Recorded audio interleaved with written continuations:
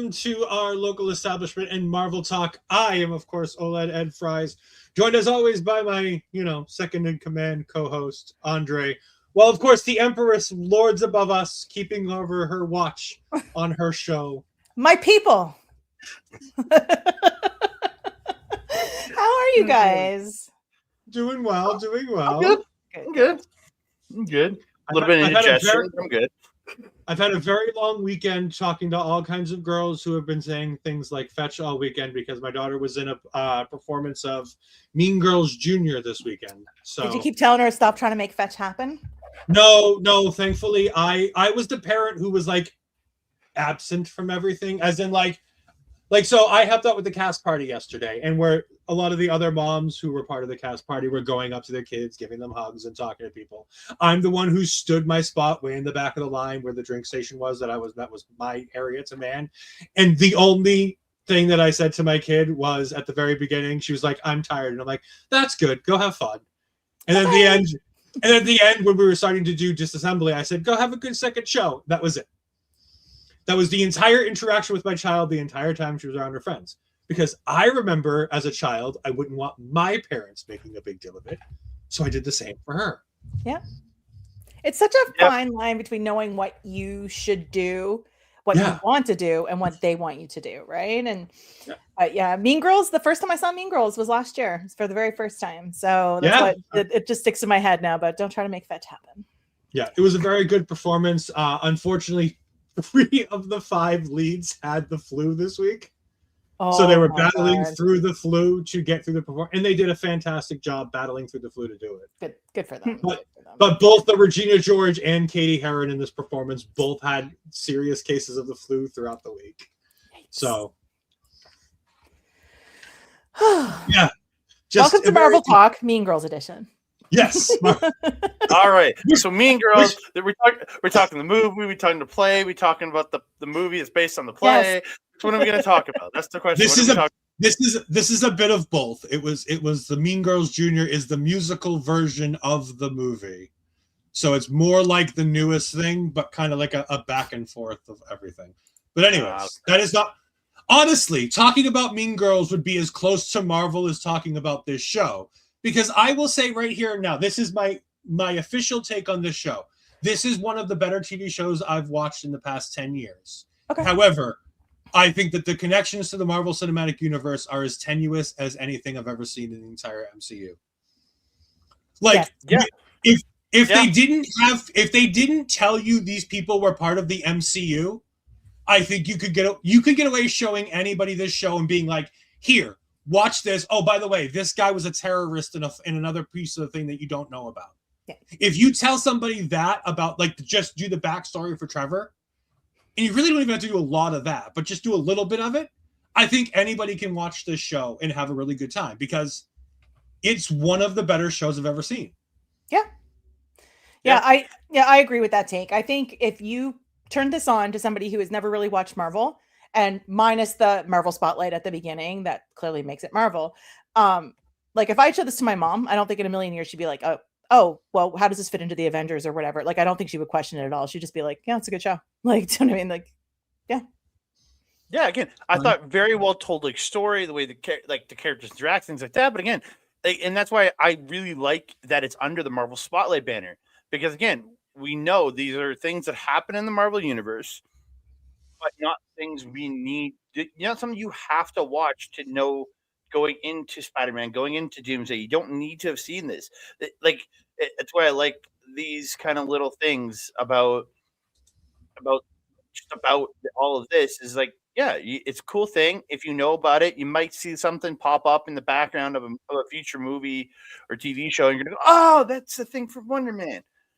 But it doesn't need to be, and I think I kind of like that now with the TV. Yes, Daredevil means something, but does Wonder Man need to mean anything? Not really, but it's still cool for the fans to watch it. I think that's the entirety of Wonder Man, is that it's not a superhero TV show. Mm-hmm. It's not a superhero movie. I mean, at its core, right? So, yeah, it's a TV show about an actor, which is perfectly fine for me. And like I said, I and this is nothing to knock this. It's like I said before, I think it's one of the better shows I've seen in the past 10 years. Like, I think it's a really well done 8-episode arc. The character development they got out of all of these characters, and not even just Trevor and Simon's characters, but the more we learn about Janelle, the more we kind of learn about the background of what's going on at the ODC. And even, you know, the people they bring in from the professional acting world, having a Josh Gad, having a Joe Pantoliano. Joey Pants, baby. Ready to Rumble star Joey Pants in this movie. I know he's done And the a lot fact of they better just things, but play I will always themselves, associate him right? with that. Like a parody version of themselves was just brilliant. Oh, Pants! Yeah, and Pants made a comment he made a comment before the show. After people watch this show, my family's gonna be coming out of the woodworks, wondering where all my money is, because it's like he's just, like, he doesn't live in Hollywood. He lives in like upstate New York, I guess. Mm-hmm. So it's like my family's gonna be wondering where all my money is if they see me in the show. Yeah. Like, but freaking Joey Pants, man! I still say my favorite thing I've ever seen him in is Rebel Rumble. That's just a personal thing because I love that movie. I mean, he's Joey so Pants, good in the Matrix. He's so good in the Matrix. He's so good in Bad Boys. It's hard to. Oh yeah. For me, it's hard to Joey get away Pants. from those two. So let's talk about the one outlier episode, and then we'll go into the actual Wonder Man episode. Let's talk about the best episode. Episode 4, I think, was my favorite episode too, for a million reasons. Okay, so I'm going to be the hot take guy and say that I could have done without episode 4. I think it's my favorite episode because of that, though, because it's like it could be its own show, and I would be like, I will watch 8 episodes of that nonsense in that show. Yeah. Hey, Stuart. And here's Stuart is here. I was just going to get to that. Yeah, Stuart is here. He's here. Fine. He's here for Ed. Yes, and then Andre, and then me. We know that. Yeah. And I'll be joining Stuart next Saturday, so I'm very excited for that. Where I'm told it's a safe space, so I can answer questions honestly. Like I wouldn't answer them honestly anyways. Like, to be fair, that is also true. Yeah. So the Doorman episode. You're more honest than you should be, there, Eddie boy. Most of the time, it's yeah. We'll talk about that later. Anyways, the Doorman episode. Yes. I liked this. I thought it was going to be a quick refresher of this is the Doorman, and we'd be like 5-10 minutes, and then we're 15 minutes into the episode, and I'm going, okay, well, where's the Wonder Man stuff of this? And it's an entire 40-minute episode devoted to this one character to explain this one plot point that superheroes can't be in movies and stuff. And I'm like, I love it and I hate it all at once, and I can't. Like you guys said, you guys are like, oh, I really love this because it's so out of it. I'm like, part of me loves it because of that. The part of me also is like, I wasted 40 minutes of my time when I just wanted to get back to more Wonder Man because of it. Yeah, I agree. Like, if you just take episodes 1 through 3 and 5 through 8, it tells us tells an amazing story overall. But if you just take a singular episode, if you had to pick one singular episode from this entire series, just say, watch this to somebody who doesn't have any idea, this is the episode you pick because it's just so out there and stupid. But it's so well told in such a wonderful way, in Josh Gad, and the guy who played Doorman, and just the way the interactions and just everything. It's so funny in the way they do it. So for me, if I was telling somebody to watch Wonder Man, I don't know if that would have been the episode I would send them. But everybody got that clip of Josh Gad as Olaf clubbing, singing his song from Frozen. Everybody I know got that clip from me because I'm just like, you need to see this nonsense. Yes, like I even said that to Stuart. He's not watching the show or anything, and I'm like, this has zero context. Enjoy, because I'm still howling about that. And by the way, Byron Bowers, who played DeMar Davis, the Doorman, was sensational. And by the way, this being a black and white, mostly focused episode was really good too. Like the ability for them to make this Marvel's kind of like, this is what the entertainment business looks like in the MCU is kind of awesome. That's the thing I love most about this. And the other thing is that things that people did in real life are all MCU canon. Like we have RDJ exists in the Marvel universe, but he's also Iron Man at the same time. I was gonna say, like, Ashley Greene Twilight exists in the MCU because they bring up that it's Ashley Greene from Twilight. Like we That said, list we have of movies and TVs that were referenced in this was wild. insane. They referenced something RDJ did, I think with Joey Pants, or is there something in the first couple of episodes. They referenced thing that RDJ's in, something like RDJ exists in this universe, but obviously the RDJ in this universe doesn't look like RDJ. He has to look like somebody else. And by the way, the list of that Peggy was talking about, and again, we're going to thank Peggy and thank Cosmic Marvel for this one. Frozen, The Fly, Twilight, Megan, Zombies, King Lear, Amadeus, Severance, The Matrix, Monseigneur, Lilo and Stitch, Castle Rock, Midnight Run, Pretty Woman, Baby's Day Out, Sons of Anarchy, Midnight Cowboy, Coronation Street, Planet of the Apes, Young Frankenstein, The Grapes of Wrath, Beauty and the Beast, American Horror Story, and Percy Jackson and the Olympians.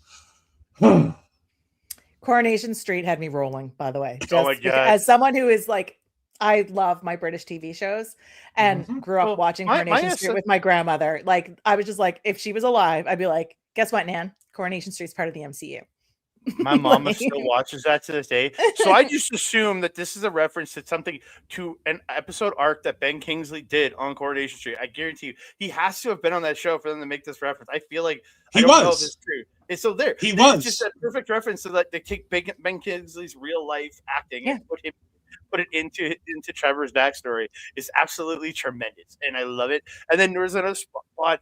Oh, with when they were at Joey Pants, and he goes, "If I was British, I would have been knighted." And then it just there's the reference, and Sir Ben just giving this like eye roll because he's Sir Ben Kingsley, and it's just God. The references in this to real life are absolutely tremendous. Almost everything that was mentioned or a poster that was in it, if it was in the person's house, is something that they actually did. It's a prop from their things. Like the Baby's Day Out poster is something I believe that Joey Pants actually owns. And if not, but like almost all of the things they referenced were also they were also all Disney properties at this point now, with things that they've bought over the time. It's all things that you can find. It's all things that you can find on Disney and Hulu, which is part of the reason why they did it. And yes, Coronation Street is a documentary, Stuart. We'll go with that. I mean, not from what I've seen, but sure.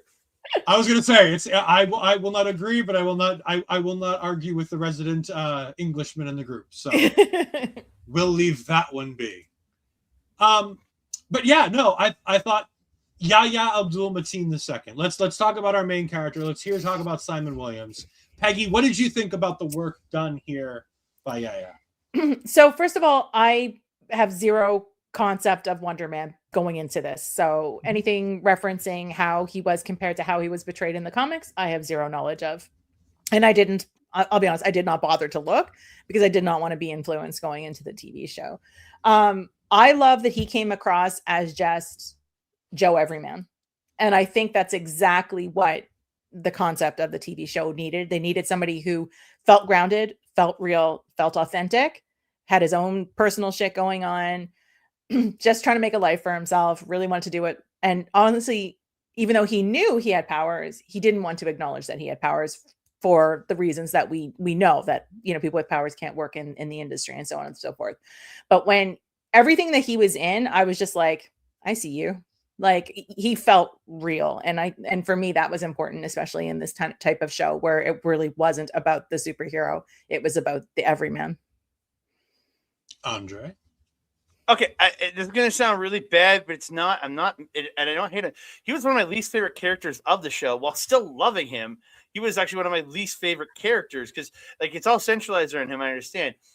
But like everybody around him that he's playing off of, that he's doing, like his agent Trevor, everybody that the director, they all play off him so well, is that he becomes the least, like he's just that straight man in everything. Everybody kind of is off of him up until towards the end. I find it's a feeling. It's just a feeling I felt anyways. But I think he's absolutely amazing in it because again, you have to be great to be that person to make everybody else just come off that much more amazing. In my opinion, like I thought he did a great job. And then in the last couple episodes where he's kind of turning into the Simon Williams of the comic books, where he's now the superstar. Like he's kind of gets his role and everything. And then the final episode where you kind of get him. That's where I was like, where it's the final episode where I was all in on him. It was where I really got all in on him because they told a great story with him in that final episode. But yeah, I thought he did very well, and just his chemistry with Sir Ben, absolutely tremendous. The way those two play each other, I want to see. We need a sequel to this. For what comes at the end is they need to go. We need a sequel. We need to see what they get up to in life because now he's being hunted by them, and God damn it! I need to see more from this. Especially I thought I was gonna say I thought did fantastic. I'm more in line with what Peggy said than what Andre said. I think he was inevitably like a star, and every time he was on screen, I was focused on what he was doing and who he is and what he's doing and the way he's getting there. And seeing him being an actor who's so involved in the craft as opposed to just trying to like get a role and be a role and get it. And like that opening scene where he's on American Horror Story and he screws up that whole opportunity because he's trying to understand the little itty bitty day part that he has. And everything he's saying makes a ton of sense if you're a star, if you're a lead. Like all of these questions are things that a lead actor should know and want to know. Talking about, should I be doing this? Should I be talking to this person this way? Like they're all really great acting questions that any real actor should be asking, but not if you're a day player.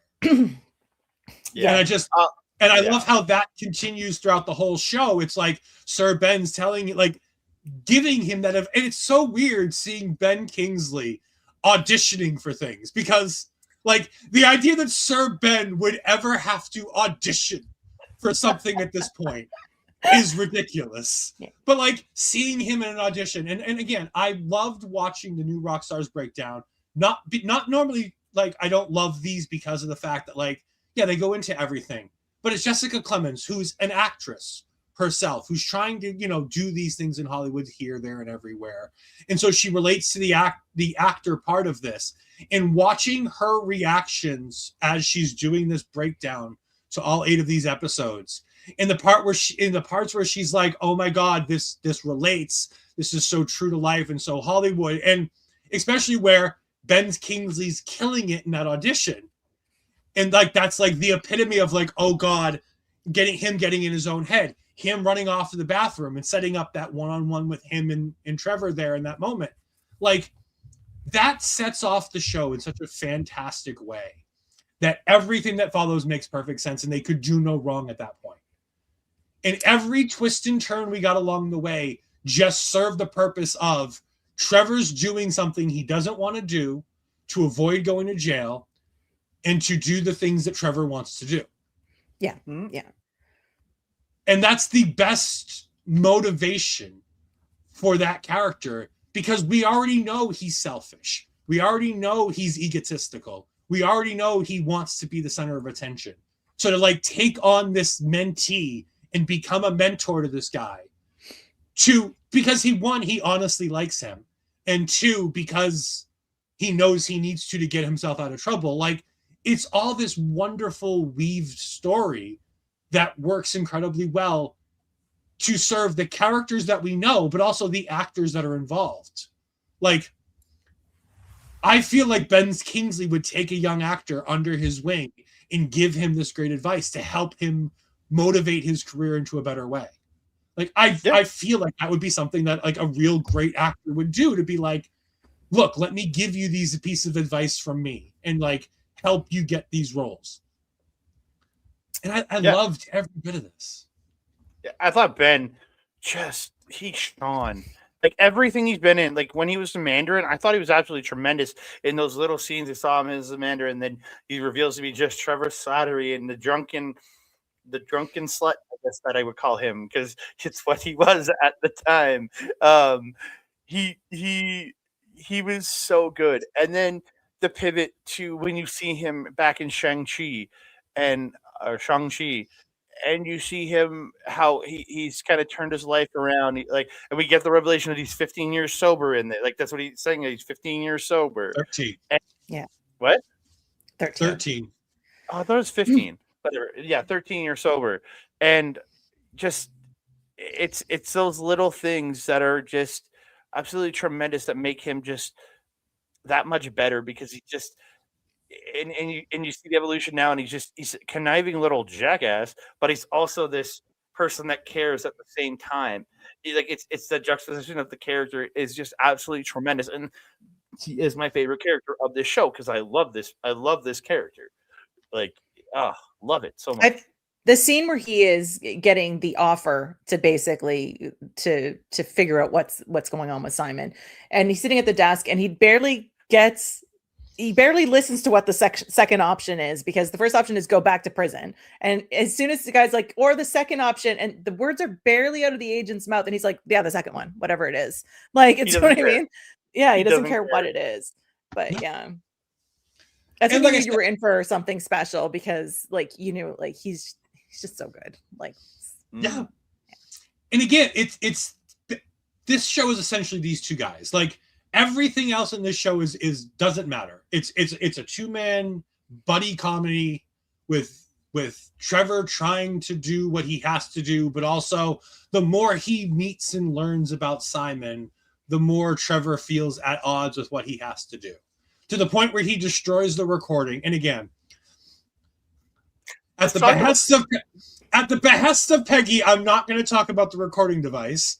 Because let's talk about it. No, go ahead, talk about it. Okay. All right. So Simon at one point is told that he has to wear a wire to go meet Simon Williams' family, his mom and his brother, at his mom's birthday party. And they give Trevor Slattery a literal wire from like the 1980s. Now remember, this is the same Department of Damage Control that had drones that could shoot and blow up a building in Miss Marvel. Yeah, but now they people that took all the Stark tech at the end of was it Spider-Man? Spider-Man Far From Home. Far From Home. Yeah, they took all the Stark tech. So this is a well-funded team. And again, they have budget cuts. But again, as me and Andre were talking about this, and Peggy's just rolling her eyes the whole time at us for this, I go, what did they budget cut from the 2020s until the 1980s? Like, there's a massive gap in between of what they have at their ready now versus what they gave him. Like, there's nothing digital left to record with. Yeah, I thought you can use phones. And again, it all serves to give Ben Kingsley that great moment on the cliffside right before they get the roles that, you know, that they're getting the call back. It's all of that is in service of that one moment where he gets to break the disc, make the choice that he's on Simon's side and throw it away. Like, looking back now, I understand the choice. I've apparently said so. Oh, yeah. So only two types of people, by the way, Stuart, have pagers. They're drug dealers and doctors. So I mean, yeah. So my whole thing was I didn't even think about it because it was such an obvious parody of Hollywood that if you asked anybody what a wire looked like, they would tell you exactly what it looked like, and it was what we saw in the show. Like, if someone said, "What is," if I was going to give you a wire, I'd be like, "Okay, it's going to look like this." Like anything Hollywood, anything TV, that's what a wire is going to look like. So I just took it as the whole face value. This is a parody satire of Hollywood. They're doing everything stereotypical. So yeah, I didn't even think about it at all. Yeah, I because I messaged in our group chat. I'm like, I mean, confirmation, denial, anything? No. Right, doesn't help. I was gonna say, I was just curious if we were gonna get a confirmation or denial. Anyways, like I said, it threw me off, and like for the whole episode, I was so bent out of shape about this because I was the last one to watch because I was the one who started last. Andre started the night before while I was doing my Tuesday night broadcast. Peggy started earlier than me because one, she's an hour ahead of me, and two, she's actually up at normal times as opposed to me, who gets up, much later than most people. Whenever he wants. Whenever he wants. No, I have a suggested start time that I have to start near. I don't know we start at, but I start near that time. But anyways, I was the last one, so I knew that like any things I said I could get away with. Yeah. And I also prefaced by like saying like episode, like I basically even said that like I'm at episode 3 and I waited for people to be like I'm not there or whatnot because I knew Peggy was still like balancing with that and everything else you've got going on. So I'm like I don't want to say anything until. That's why when I was done, I was like, I'm finished. I knew Andre was, so go ahead, talk about spoilers in the group chat. So then everything was fair game. So yeah. And I knew, and I knew, I didn't think either of you would be watching. I knew you guys were going to be watching that night, so I made sure not to say a fucking thing. I was a good boy for once. Andre, we can indeed say for one time you were a good boy. It's the one and only time we'll ever say those words. But anyways. We can also hear. I do love that I can hear Peggy like angry tweeting stories because I almost know that's the conversation going on in the background of all of this, based on the comments that are coming through. Some of the other characters we need to talk about. Let's talk about Ariane Moayed or Agent Cleary. This is our 4th time seeing him. I want to say. I thought it was 3rd. We saw him in No Way Home. Spider-Man. Miss Marvel. He's in so much of everything that I've lost track of everything that man has been in. What's the 4th one? I don't know. I just assumed that we had seen him at some point in something. I want to say this is the 3rd one. Wrong. I could be wrong. But again, the most prominent parts we saw were Spider-Man and Miss Marvel. At least those. And again, I'll say, I love his character. This character is ever evolving and ever changing, and in a good way. Like, he has a different tone in this than he had in Miss Marvel. And it's a different tone than he had in Spider-Man. But it makes sense with everything that's going on around his world that he's become this, like, desperate agent of the damage control. Like, we don't hear word one of the fallout of what happened in Miss Marvel. But you can tell because of what happened in Miss Marvel, that's what led to them having budget cuts. That's what leading to them having like this. We have to get this right. We have to get him. It's because of all of these little things that they don't mention, and it for good and bad. I think that it would have been fun to have seen a scene, and maybe there's a on the cutting room floor scene of him and his boss Dan Donahue, the deputy secretary of the DODC, having a conversation with him in this new office, being like, "Look.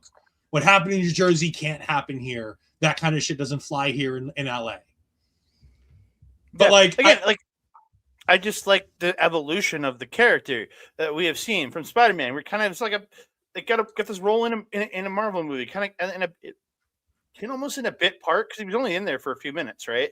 And then kind of gets, hey, you want to come back for a couple episodes at the end of Miss Marvel? Play this kind of you're kind of the bad guy, but you're not like an evil person, right? Like he wasn't really evil. He's just doing his job. Guy doing his job. But this is the series where I feel like he's turned into a villain. While still doing his job, it kind of turns damage control into the villains, right? Like they are villains, in my opinion, now, the way they're doing things, trying to secretly get the dirt on Simon so that they can arrest him. But I'm just like, just go scoop him up. My sense was like, why didn't they just scoop him up like all secret agent style, just to send one of your, like, there's got to be a way to do it. Like, again, because of his unpredictable powers, you don't know what's going to do it, right? So, like, they're trying to learn about him, and then maybe try to blackmail him into coming in for them, which I get. But it's like it comes off evil in here, and I like that because it's the evolution of the character. He was just like a guy doing his job to a guy who's like, yeah, he's not the good guy, but he's not horrible. To a guy who's he's the bad guy. He is the bad guy here. Miss Peggy. Yeah. Yeah. I mean, I didn't realize they were never not the bad guys, I guess. I always look at any sort of government agency that's in any of these TV shows and you're like, yeah, bad guys, obviously. Like, I do agree though, when they had their suspicions and even once they had Trevor say that there was proof that Simon was a soup and so on and so forth, I was really surprised they didn't move in on him already. Like it seemed to take a long time for them to officially make a choice to go after him. I liked the idea that there was this actual legal process they have to go through like a cop. I liked the idea that there's more to it than just being this overarching villain agency. I also have the question, and I think it's a question a lot of people have, as we move from the multiverse saga into the mutant saga, because that's the confirmed from Kevin Feige, the next saga we're moving into is the mutant saga. Is DODC going to slowly develop into a Friends of Humanity style overarching evil villain like group? And this is the beginning stages of something like that. Having somebody like the Doorman, who is a mutant in the comics, to having this idea that because they follow the rules in something like this, it's going to start to make a path for them to become a little bit more evil and a little bit more back to the X-Men movies where we had Brian Cox's character who's just scooping up mutant kids out of nowhere and being like, these kids are dangerous, I'm taking them out of play. And just like kidnapping mutant children from the Xavier school. Like, I wonder if we're starting to get the seeds. And again, that would be really cool if that's what we're doing here, because we know he was after Kamala Khan, who is confirmed to be a mutant. She's the first, quote unquote, confirmed mutant in the MCU, because she technically comes before the confirmation of she was an Inhuman in the comics originally, and then was retconned into being a mutant in the comics. Yes, but she was the first MCU confirmed mutant. And now we have Namor as well, who is a confirmed mutant as well. So there's our two. And I'm wondering if this is going to be the start of that as we move to getting an X-Men movie in 2028. So it seems like we're getting an X-Men movie in 2028. After we get out of the Secret Wars, after we get out of Secret Wars, we're going to be moving towards that idea. I would love to see this be the organization that starts to twist and turn. And putting this guy at the helm of that would be a really fun and interesting thing. A guy we know, a guy who we kind of feel for. Because like Andre says, I don't necessarily hate him going into all of this, especially coming out of Ms. Marvel. I was like, he seems like a good dude, like just doing his job. My job is to prevent bad things from happening with people who have powers. So him chasing Ms. Marvel in a way, and then like, especially the way he berated the lady who was doing it the wrong way. It's like they made him likable in Ms. Marvel. And here they're continuing to try to push that edge. He's no longer likable because he's desperate, because things are going bad for the agency and things are going bad for him. And seeing his character take a turn, this evil turn to powered people are angry, powered people are bad, powered people need to be stopped, and having him be a Henry Gyrick of the MCU instead of bringing in an actual Henry Gyrick. Having him kind of take on that role of being the leader of a Friends of Humanity or an anti-mutant agency, whatever you want to name it in this group, in this facade. It could be just an anti-powered individuals, which would include mutants in that point, and they can still use them in against other people that are not mutants. You can keep them just being the Department of Damage Control, but kind of fold them into taking that place of Friends of Humanity. They don't have to call them that, but you can keep them as Damage Control, but you kind of put them in that role to just be taking out powered people which the mutants will be involved in that. Yeah. Maybe we'll take another shot at Inhumans. Maybe we can make that work too. No, let's really not take another shot at the Inhumans. And by the way, I like the Inhuman show. Like, don't get me wrong. I like the Inhuman show. I even like the inclusion of Inhumans and Agents of S.H.I.E.L.D. That being said, let's please not. I like them in Agents of S.H.I.E.L.D. They didn't like the show. But again, that's another topic for another day. Inhumans is another topic for another day. Peggy, any thoughts about the DODC and where this could go in the future, and anything you'd want out of this? I honestly haven't really thought about it that much. I just sort of went in with like, okay, let's see how this fits into everything else that we already know. And so I don't know if there's any conversation about them having a second season of this. I don't know really how this fits into the whole timeline of the other shows. I just sort of took it as a little like unto itself. Do you know what I mean? I didn't really think about how it played into the timeline with Ms. Marvel or anything, honestly. Yeah, the way I would look at it is it's absolutely after Miss Marvel because he's here in LA as opposed to in Jersey. Yeah. And obviously something has happened to Damage Control if they've had their budget cut the way they have, which makes sense that it would be the Jersey situation and everything that went there and the obvious negative effects that would have had on the organization because it happened in public on national on the news in that area and probably nationwide. So there was probably a backlash of some type. Like I said, I just like looking forward because like we have the X-Men coming. We know that that's coming. That's their premier project of the next generation. So it's like knowing that I like to look at where we're headed with that. And again, I think Ariane, Agent Clear, I think makes that a pivotal piece of that if we want to continue. If he wants to continue in this and he's down for that kind of a thing, I think he'd be a great piece to that as somebody we already know and we have a history with. To continue giving him a character arc in the behind the scenes and all of these projects, I think would just be really fun. Yeah. Plus, I just like seeing him on my TV screen. Yeah. He's just a really entertaining guy. Like every time he's on my TV screen, I'm like, oh, cool, he's back. I like him. Yeah. Let's talk about Janelle Jackson, ex-Mayo, the agent for Wonder Man, Simon Williams. She is delightful. Peggy.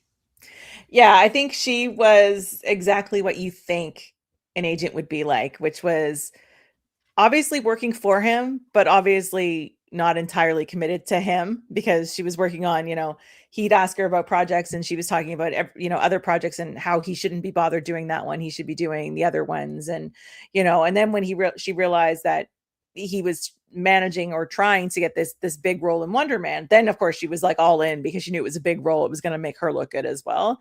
I also think she was just very charismatic on the screen. Like I think when you see her and everything that she did, I was like, I would like to be her friend. Yeah, like I thought she was really charming and again in the limited role that she had, because again for one of these characters that's kind of big. She's not on their screen a crazy amount, but what she does do is absolutely great. And I love that she's doing everything to keep Simon grounded in her character. And like, yeah, you just saying, look at the realism of this. It's like you can't even get through an episode of American Horror Story without getting fired. You can't go after Wonder Man, and like he has to pull it off, and when he does, she's like, okay, but you got to put a tape in to this casting director so that you can. If Wonder Man doesn't work out, at least you're in with this casting director, and this casting director can get you over. And then the whole story that came from that. But like it's she's trying to help him, but also trying to like reel him in because she knows how obviously obsessive he becomes with this stuff. But she's trying to like she doesn't come off as like a douchebag agent, but she doesn't come off like you see some movies and TV shows where they make the agent like just the bestest friend who's I'm all about you and blah blah blah blah blah. But it's like, no, that's not what an agent would be. It's like, yeah, I'm going to work my hard for you, but I'm busy with other shit. Leave me. And like when he's pesteringly calling her in that second episode over and over again and just trying to find out, it's so funny because she's just like, just F off, man.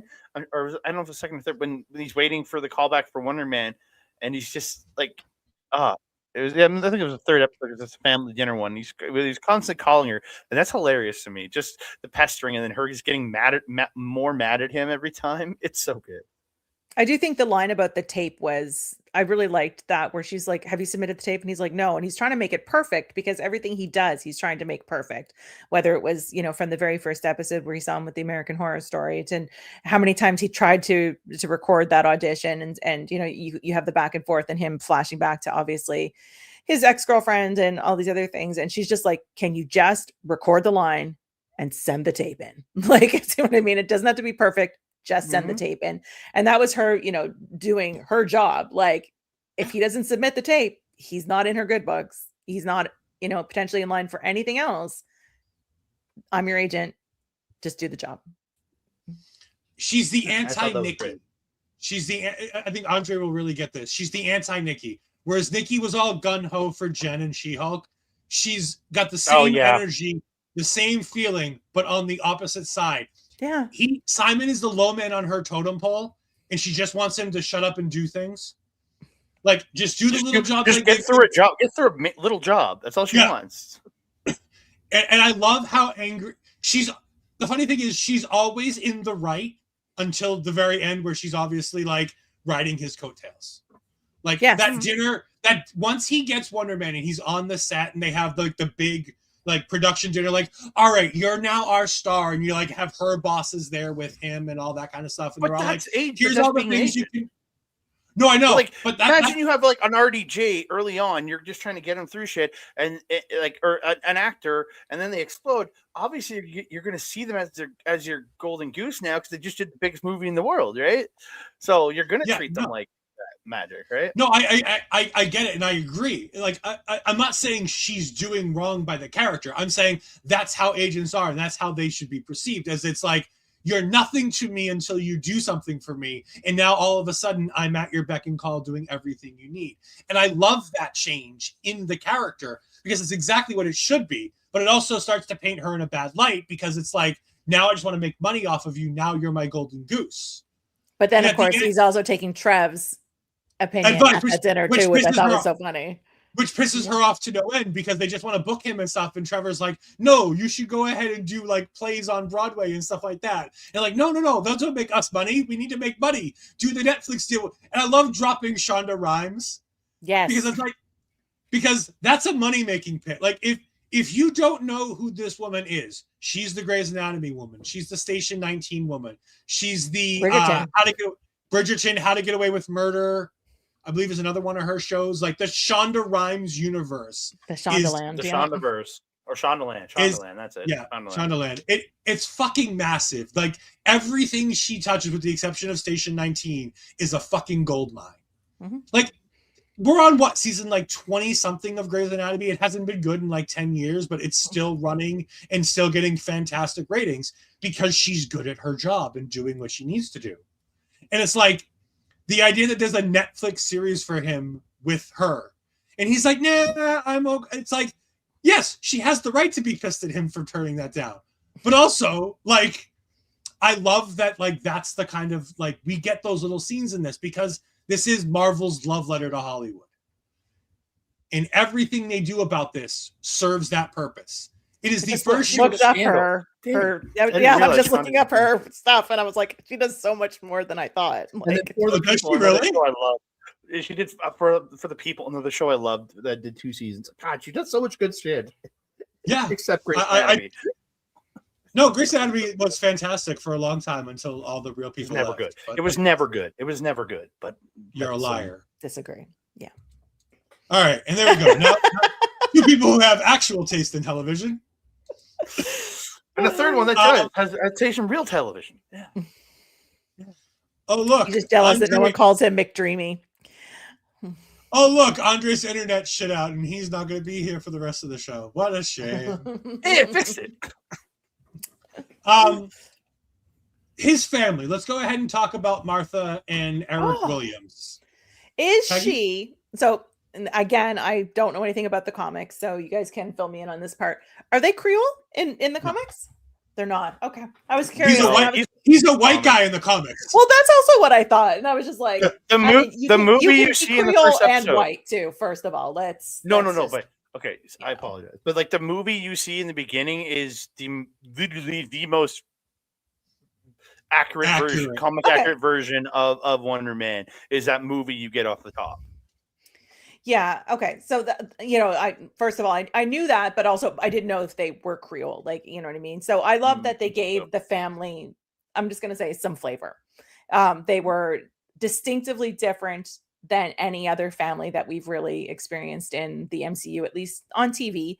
And the mother was delightful. And she comes across as every mom of any kind of family like that I've had the pleasure of being around, just dotes on her kids and wants the best and feeds everybody and welcomes everybody. And I loved that. I loved that the brother was the exact opposite of Simon. He was very feet on the ground, money, business, black and white. Like everything was very straightforward with him. And he was very much, I take care of mom. I do this, but mom does everything for you. So yeah, I loved the family dynamic. I thought anytime they went to the house or they talked, and every time he talked to his mother on the phone, I felt that was a real relationship. And I'm curious what their relationship was like on the set, the two of them, him and his mom. Yeah. Eric Williams in the comics is an interesting character because he plays the Grim Reaper. We had a nod to this in an Easter egg in the original, in the Bewitched intro for WandaVision. When they're going through the floor on one of the scenes, there's the Grim Reaper mask. And that's who Eric Williams portrays in the comics. Basically, he's a businessman. Wonder Man, where Wonder Man originally, Wonder Man's original side is. It's where he comes. Yeah, is the West Coast Avenger. Yeah, it's the Vision side of it all, right? So, yeah, he ends up. He is the original in the comics. He is the original brain, essentially, of Vision. Is the Simon Williams portrayal. And then he gets his life back. He gets brought back to. He dies and comes back to life more times than Krillin in Dragon Ball Z.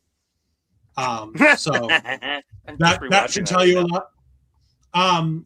But no, Eric Williams in this, I love him. I love the way this brother was such an arrogant asshole, rubbing his success in his brother's face. And then because the best part of it is he gets successful. The brother gets successful. You know, Simon's got the big thing and they get the big interview. And Simon immediately is like, oh, me and my brother have issues, don't take everything my brother said with a grain of salt. And she's like, really? Because he had such nice things to say. And it's like, it's so cool that his brother at the end of the day understood and was like, I can't wreck this for him. He's finally got something good. I will do the brotherly thing and not tell the truth and just be like, he's great. He works hard. We're so proud of him. I love that and even in the movie, like at the end, when you see the movie and they're at the premiere, the brothers, he's not bowed down to him like, oh, you're the family cash cow now. But he's like, oh, look, you're the new breadwinner. Don't forget the little guys like me in insurance when as you're a big star now. I love that where he's like acknowledging like, hey, I was an asshole, but thank you for, but still being like a brother to it all. And like that dynamic plays out so well in this. And I think, I don't know if you guys have siblings, but I have a younger brother. And I know that if something like, if my brother is nothing like any of these characters, first of all, but also if anybody called me, yes, I know dirt on my brother. Would I air that laundry? Absolutely not. I'm going to be the best sister because that's who you are. Like, so when he was worried about what his brother would say, and I was like, that says a lot about their relationship that he would actually worry. And, because there's no part of me that would think, would my brother actually air dirt he knows about me? Like, I would hope not, but who knows? Oh yeah, I'd be the same way. I'd be worried about what my brother would say because my brother voted for a certain individual for the third time this year. So that's I don't fully trust, but at the same time, like if I were to get a call and be like, hey, what's this person?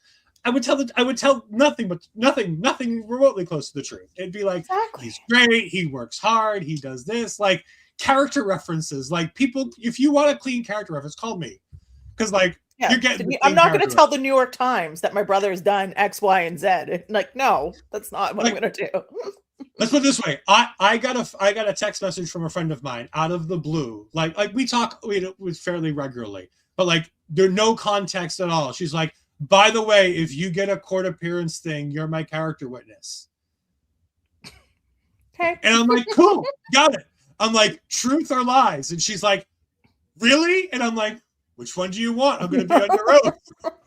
She's like, you know what I need you to say. I'm like, gotcha. That's funny. It just makes me. I was literally just Kevin Hart thing, Tim doing that exact thing, calling his buddy and like lie for me, but doesn't lie for him, and he's like, "What the fuck?" So yeah, I get that.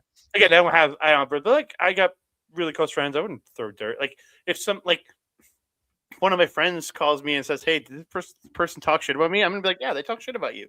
But if it's like some about everybody though, like, but if some official person calls me about one of my friends, I'm gonna be like, "Yeah, they're a great dude," even if they're a giant piece of shit in real life. So, yeah, great dude, great person. I've lied for my friends. Like I've literally lied for my friends for their job, for being a fake reference for people. Like it's like I worked in the same world as them, but I just pretended like I had a higher up job in the job we did, but like again, it's just taking care of your friends, taking care of your family. That's all it is. But I also feel like that the whole family, like back to, what we were saying to start with, is that I feel like that family felt real. The same way I felt about Simon's character. And when they had the big party for her birthday, like that felt real. Like, going around talking to people and, people just yapping to a complete stranger, but also being super welcoming. And I thought that felt really real. And I liked that. Yeah. We've talked about most of the people who have much of a say in the show. Let's go ahead and talk about Destin Daniel Cretton, the executive producer, the creator of this show, the director. I thought he did fantastic with it. Again, it made sense to have him do this if Trevor was going to be such an important part of this, being the fact that he was the one who got the hands on Trevor after in the Shang-Chi movie. Shang-Chi, yeah. Having that connection and being like, okay, I know what this character's going through, and being able to kind of extrapolate off of that with the things he needs from it made perfect sense. I thought he did fantastic with this. Yeah. I thought he did a wonderful job. Like, he directed the first two, wrote show running this. I think great through line through into this entire show. He did a great job. And just realize like he worked on this and then jumped right into Spider-Man after, because he's directing Spider-Man, which comes out this year. And like just the amount of work that this dude's probably put in just between these two projects alone, like this is one of those directors that should be a pivotal, like Russo's level director for Marvel going forward. This should be a director that they bring back for multiple projects to help them world build a lot of this stuff. I really think so. And remember, Destin Daniel Cretton was also the director of record for the movie that no longer is happening, which is the Kang Dynasty. Like, he was going to be Russo level because they were handing him the Kang Dynasty and being like, this is yours, enjoy, go for it. So I think they have a lot of I think he did better by just doing Spider-Man. Maybe. Peggy, any thoughts on Destin Daniel Cretton? No, not really. I mean, I don't really have any. This is something that I don't really pay attention to that much, is who's involved with what and what other projects they did before, unless something is entirely disastrous or I know that they're a horrible human being. And then, of course, we had the writing for this was, for the most part, Andrew Guest. Other projects he's worked on, he was a producer for the Hawkeye series. He was a writer for 2 seasons on Community. He produced 75 episodes of Brooklyn Nine-Nine. So obviously the comedy, everything like that, obviously seems to be coming from him. The comedy in this writing makes a lot of sense because those are the things he worked on. I didn't find the comedy to be as in your face as some of the other Marvel projects as well, which I enjoy. Like I liked that this was very much more of a subtle, dry humor than overtly in your face. Yeah. Andre? Yeah, I thought it was well written. Again, yeah, the comedy was good, and like I feel like Trevor provided a lot of some really good comedy in there. Well, not being as ridiculous as he has been in the past, to kind of grounding Trevor more, but still letting him be this off the wall character, but a guy who's obviously kind of grounded himself more, but still did a great job. And again, the comedy all around it, I think, did a very good job. Like the Doorman episode with Josh Gad, and doing the Olaf stuff, making the Olaf jokes, and then the whole Doorman joke of him dying, of Josh Gad dying. I don't know. He's missing. Because like I feel like Josh Gad was turned into puke. I truly believe that was Josh Gad that he's puking out, but I don't know. Ew. I mean, okay, that's not where I was going to go with that, but cool. That crossed my mind. Okay, no, that was not even a little bit. So thanks. Yeah, I agree. Thanks, Andre. We didn't an idea. That. Also with Wonder Man, Marvel Man. We did get the drop of this. Hold on, I have to turn off my headset for this, or otherwise nobody will be able to hear anything.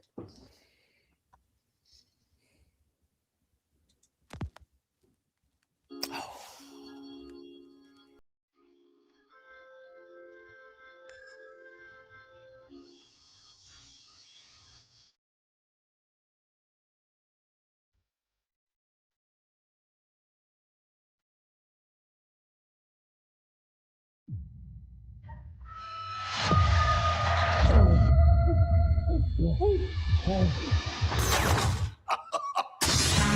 feel liberated, over medicated. I hope you can walk because I'm not carrying you. It was already there. What you want, I can tell by the look on your. Saw or shovel?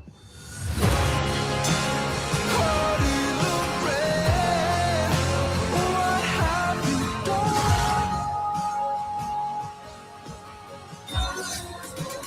Nobody gives you.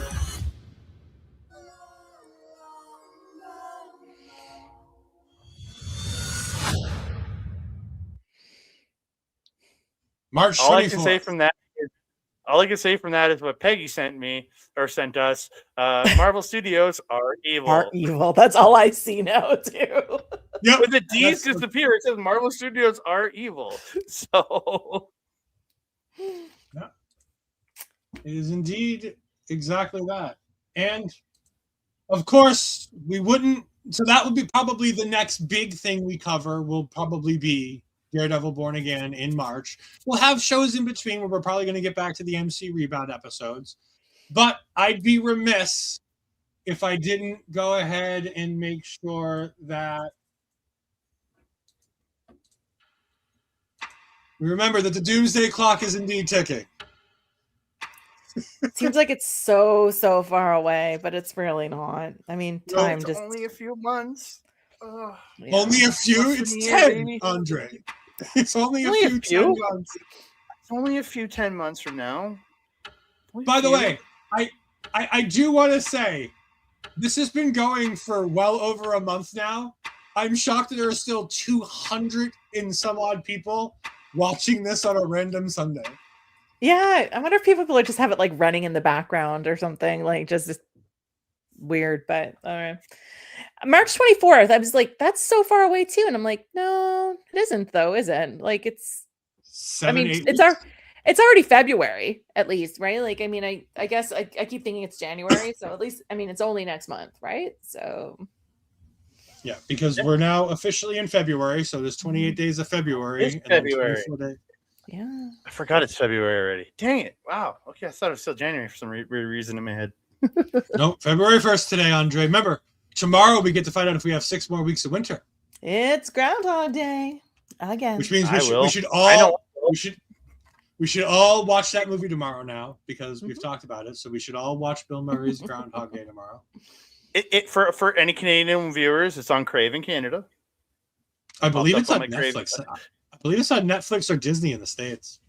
Yeah, it might be on another service, but I know it's on Crave in Canada. 'Cause when I was watching Silicon Valley today, I saw it when I opened up Crave to watch Silicon Valley today.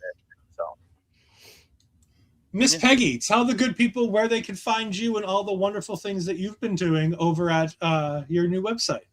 Yeah, so everything is up on my new website, opheliapayne.com. Super easy to find me. I've been dropping at least one review a week. Mostly it's been 2 or 3 a week. I'm just trying to load up that site. If you want to pop over there, you can subscribe. You can view everything, because all those views are helping as I'm branching out on my own now and trying to get more and more codes from different places, which requires me to have certain numbers of viewers and stuff. So every little peep at that site helps. I appreciate that. Other than that, I don't really have anything going on right now. No watch-alongs with Stuart? No, not right now. Just the reviews for me. Bad, Stuart. You should have more things with Peggy on. yeah, It's the best. Yeah, come on. Andre, speaking of people with some problematic content, how are you doing over there with I don't have any problematic content anymore. I don't have not anymore. I never put out that problematic content because I don't cover I didn't say problematic you content. did it. Simple as that. I don't know. cover problematic content. Simple as that. You can find me over on Backbreaker Video, where I do my show, The Pop Swat. The Pop Swat will be back. The next shows myself and AWS will be attending on February 20th for the Top Town Pro Wrestling event. And as of right now, but it's up in the air, February 21st for the CWE event in Edmonton, both in Edmonton, Alberta. We'll be covering those. So that affect those Check those episodes between the 22nd and the 24th. And then I'm planning over the next week or two to get a episode of Pop Spots Presents recorded with episode 2 with our special guest T.Y. Jackson. Has done a lot of great stuff here in the local independent wrestling scene. We're for many different companies going to talk all about that and his possibly winning the LPW Grand Championship in March. So we'll be talking about that in the next couple of weeks. That's going to come out. It'll be out in the next 2 to 3 weeks. It'll be out. So when we get that recorded, but that'll be out on Backbreaker Video. So check that out. I'm back. I'm here every Sunday doing Point of View, where we chatted the world in sports. And this week we had an editorial, as we're calling it, with Ed's little videos popping in, yelling about Bill Belichick, and it was actually I agree with him 100%. I hate the man, but I agree with him 100%. So it should have started with, you know what really grinds my gears, just for next. I thought about it. I really thought about it. I was so angry, and it was so late when I recorded it, because I believe I recorded it like 1:45 on the night that I did it. I was like, and I never re-recorded it, even though I got a fact wrong. I just let it go because I said that he's number 3 in wins all time. It's actually number 2. Ooh. But yeah, you can find me here on our local establishment. Check me out. Yeah, you can find me at all the wonderful places down here. That's fine, Dandy. Follow me, don't follow me, it doesn't matter. But make sure that you go ahead and follow our local establishment on all the wonderful places. Me and Ash will be back this week as we're coming Beyond Wrestling's Wrestling Open from Worcester this time. And we're going to be covering, it's going to be a fun show. We're very excited for this. Ashwood wanted it because it's a short episode. I will continue to do these when Ashwood requests short episodes, wrestling shows that are around 2 hours. I always call her out on it because I'm like, come on, we can do a 3 or 4 hour show, Ash. And she's like, no, I can't. I really can't. This is all because I made her cover Heavy Lies the Crown, which was a 6-hour show on New Year's Eve. Wow. It was a 13-match AEW card. It was a 13-match AEW card. That's mean, dude. That's mean. And on top of it, to be even more mean to not only her, but to myself, the main event was a fans bring the weapons death match between Cruel and Bear Bronson. So Andre's face. Yeah. I don't like death matches. We don't either. We don't either, which is why it was really weird that I covered that show, because I'm not a fan of death matches. But we'll have a fun week this week. We've got Shannon Levangie on the card this week. We've got all kinds of wonderful professional wrestling on that nice, quick, easy show. So we'll be doing that one. We're gearing up towards WrestleMania week, where I'm telling you, as WrestleMania week happens, get ready for a month of shows that come from WrestleMania week, because there are going to be too many indie shows on that week that we're not going to cover anything new after that, because we already have a list, I think, of 3 or 4 shows that have already started announcing matchups that we're like, oh, we want to cover that, and oh, we want to cover this, and oh, we want to cover that. And it's like, oh, good God, it's going to be like a month to a month and a half of us covering shows for WrestleMania week, because everybody's going to be there running shows. Yep. At least this year. Next year, well, not so much. Nobody will be covering shows for WrestleMania week next year, well, from the WrestleMania venue, because obvious reasons. But and although I might not be doing anything with Stuart, you are this week. I am joining Sort this Saturday. Oh, Peggy, I'm almost certain you're going to be a very talked about topic during that whole Please don't tell me that. I'll be modding everything. I'll be like, no. I'm not the one asking questions, so you know who if you don't want to get brought up on that show, you know who you need to talk to, and you know what that's going to entail, just more talking about you. So it is what it is. I'll say I'm not going to talk about you any more than I'm asked, but I can't talk about who's going to be doing the asking of the questions while I play my Reclamate. You say that, but apparently he watches this show for me, and then Andre, and then you. That is true. That is true. So does he know two? I'm number 2. Oh. Yes. This show went off the rails at the end. I don't know why. I decided to push everybody's buttons apparently at the end. Oh well. We all had fun. But yes, I will be joining Stuart next Saturday at 3:00 Eastern time, 8:00 Stuart's time, obviously 4:00 Empress time. That's right. That's right. Hey, STG popped in right at the end. I just want to say it's nice doing this with you guys. It's the first one of the year, right? Second one. No, sorry. Well, I guess we did a We did a preview, preview. right? So yeah. But So the it's nice to official be back on the first screen review talking Marvel about, Talk. yeah, Yeah. to do a first review with you guys again. So I miss doing it. Yeah, I've missed doing it. You know, if Marvel were to give us more reviewable content, we could review more things. Which is, I mean, Andre, STG, really. The only reason why most of our viewers are here is for Peggy. Not me. Am I not involved in this? What the hell, man? No. You don't give me love on any single show I'm on. Why would we? We just I don't get love on Sundays. I don't get love here. I just it hurts. I really hope he kept talking the entire time that I pulled him off and then just. I don't I think he realized realized you he pulled was me up. gone. I looked away, but I don't get love anywhere. It hurts me. Not here, not POV. I don't understand. It really hurts. We really need to clip this part of the show because I think this is the best clippable part. And it'd be like, I don't get love anywhere. Don't. I don't even get love on my own shows, on my own channel, because my co-hosts always get the more love than I do. Well, I mean, I understand that plight, but then again, I work with the most talented and wonderful person, one of the most talented and wonderful people that I know, Asher Bizarre. Oh, Bobby Munson. So- Yeah, you're right. He is pretty great. No, I said Asher Bizarre. Let's Munson knows how I feel about him, and let's be honest, I'm talking about Asher Bizarre. Oh God, it hurt. Everything you say, SD, just hurts, man. Just hurts. Andre is second in comparison. Ed is at the bottom of the bottom. Second rate. I mean, they hate us because they ain't us, but that's fine. Anyways, we're going to end this show before this goes any further off the rails because I don't know what Andre's going to say next, and that could be dangerous. So, for the Empress of our local establishment, for 2/3 of Andre at the very least, thank you for watching Marvel Talk. We'll see you next time. Goodbye. Bye.